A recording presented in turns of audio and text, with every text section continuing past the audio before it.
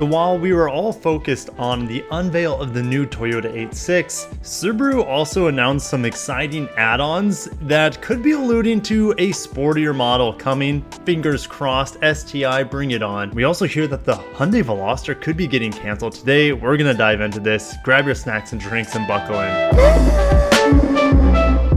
Alright, over at Autoblog, Subaru BRZ accessories and STi performance parts revealed. It's pretty crazy that they're already unveiling these things. We see these trickle out for Toyota products. They're called TRD parts that you can just, buy at the dealership and then they can put them on, or you can put them on yourself. Well, Subaru is doing the same thing, but with STi parts and the BRZ that's not even out till this fall. So check out these sick pieces, guys.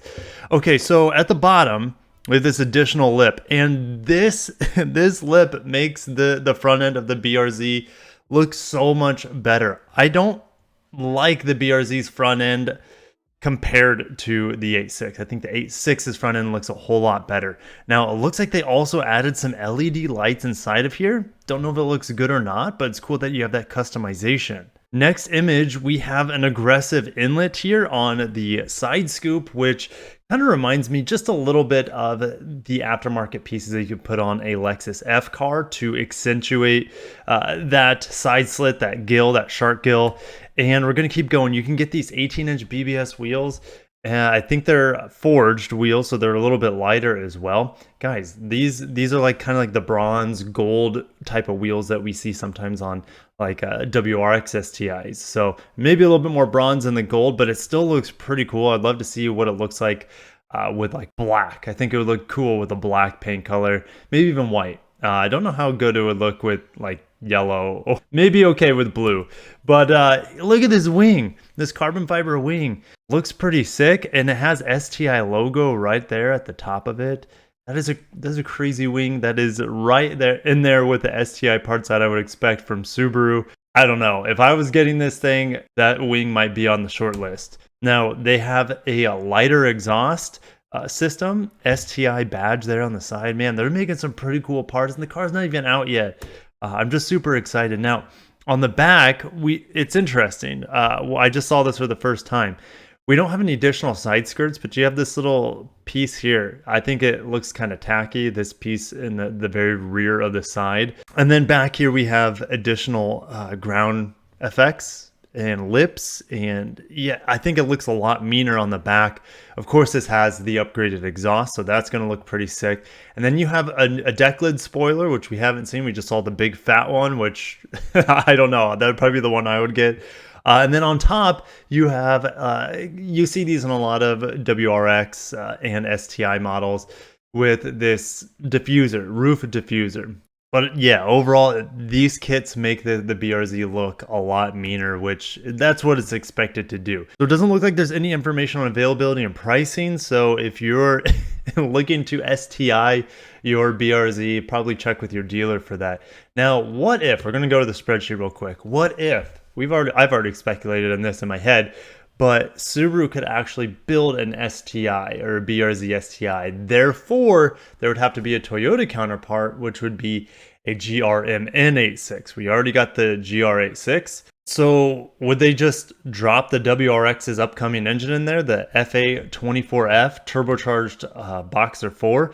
It's a possibility, and it could have, 260 horsepower, 277 pound-feet of torque. That's the amount of power we see, and let's say the Legacy, the Outback, etc. with this engine. But we know they're also working on higher power output versions of it with the upcoming STi and WRX. So we'll see how that is. But could they just turbocharge the 2.4 liter FA24 that's already in there? They could. I don't know if they would due to weight. So it would be interesting to see if and how they would do it. Maybe they put the 1.8 liter CB18 new turbocharged engine, but they would have to boost the heck out of it because the torque's there and it smokes the torque of the FA24 naturally aspirated version. If you guys have ideas on how they would GRMN or STi the upcoming Toyo-Baru twins, put it in the comments below. I mean, the simple answer, I think, would be the FA24F Turbo. Don't know if they would want to put in all that additional weight for the turbochargers, intercoolers, etc. We're moving forward.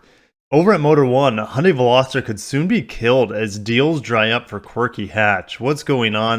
This kind of caught me surprised.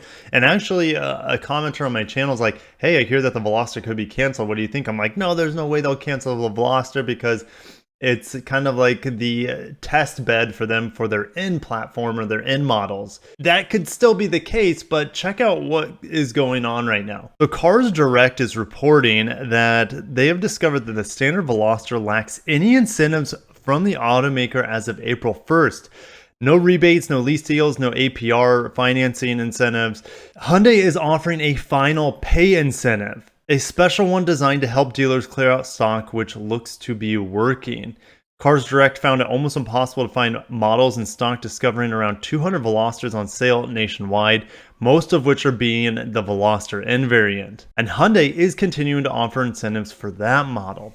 So what the speculation is about this is that Hyundai could just be canceling the normal Veloster in favor of just having a Veloster N. It is quite strange with these the lack of incentives on the base Veloster, but if it's just not selling, I understand that they could cancel it, and I personally would not be sad at all if the Veloster is canceled. The Veloster N would be canceled.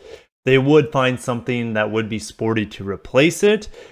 We know that the Kona N just came out. I know that's not quite the same, but it has the same 8-speed DCT in it. It also has the 2-liter turbo with 270 horsepower or so. Now, it could just be that they're clearing stock on the 2020 models, waiting for the 21s to come in. That's a possibility as well, because the dealers are saying, or at least the company, Hyundai, has said that 2021 model year Veloster, Veloster Turbo, and Veloster N models are in dealer/port stock. So this is probably what's going on, is that they're just trying to clear stock. They had a little bit of lull in production between the 2020 and the 2021 model. Sometimes that happens if they're adding new things to the car, revising the car. Wouldn't say that the Veloster is dead quite yet, but guys, I'll see you down in the comments. Do you think Hyundai should cancel the Veloster and just have the Veloster N? Should they kill both of them? Should they have something to replace it?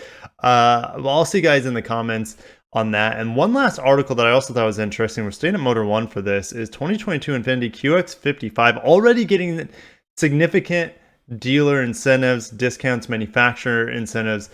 So let's read into this. Now, this is coming from Cars Direct as well. That was just mentioning the information on the Veloster. This is the same sort of information when it comes to incentives. But the entry-level QX55 Lux is getting an $1,825 lease cash incentive, followed by a $2,775 discount for the essential trim level. And then the range topping sensory grade comes with a $3,375 discount. And that is just for leasing. So, wow. Typically, well, at least my experience in the car industry, when there's a brand new model out, they typically don't, at least Lexus, because that's really where my experience comes from. They don't give incentives on a brand new model for months and months and months to come. That's just my experience with Lexus. Infiniti is always known for leasing extremely well for the customer. Their MSRPs are up there with a lot of the competitors, but they often lease for a lot lower, and it could be because of all the cash they throw at it.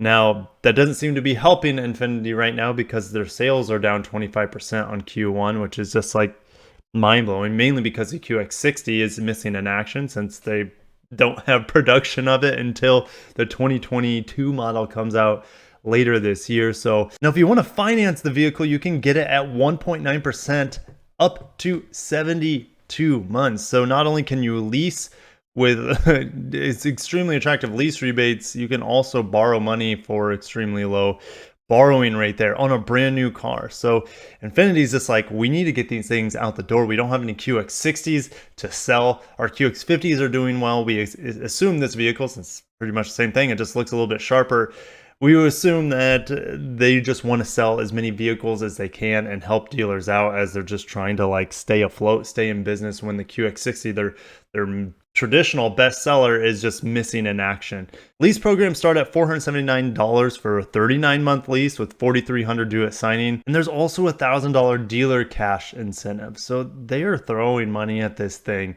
And it will be interesting to see how well or not well this QX55 sells. It's really the same vehicle as the QX50. Looks a little bit cooler. I always thought it was overpriced from the get-go, but they are incentivizing it to maybe compensate for that issue. Guys, if you made this far in the video, smash the like button, subscribe if you're not. If you are excited for the 8.6, or should I say the GR86, as well as the new BRZ coming out this fall, make sure to smash the like button. But I'll see you in the comments when it comes to an STi variant, maybe coming, and a GRMN model, maybe coming for the GR86. Guys, I'll see you in the next video. Thank you so much for watching. A wonderful day. Oh yeah, I finished my Sienna review. That was a lot of fun. And also I have a Honda Accord hybrid coming in. Honda's really proud of this thing, saying that it is super efficient, you know, a better buy than their 1.5 turbo. So I'm excited to test it. Haven't tested a whole lot of Honda Acura hybrids in the past. So can't wait to give you my impressions on it, test out the fuel economy ratings. And guys, I'll see you in the next video. Take care of yourselves. Peace out.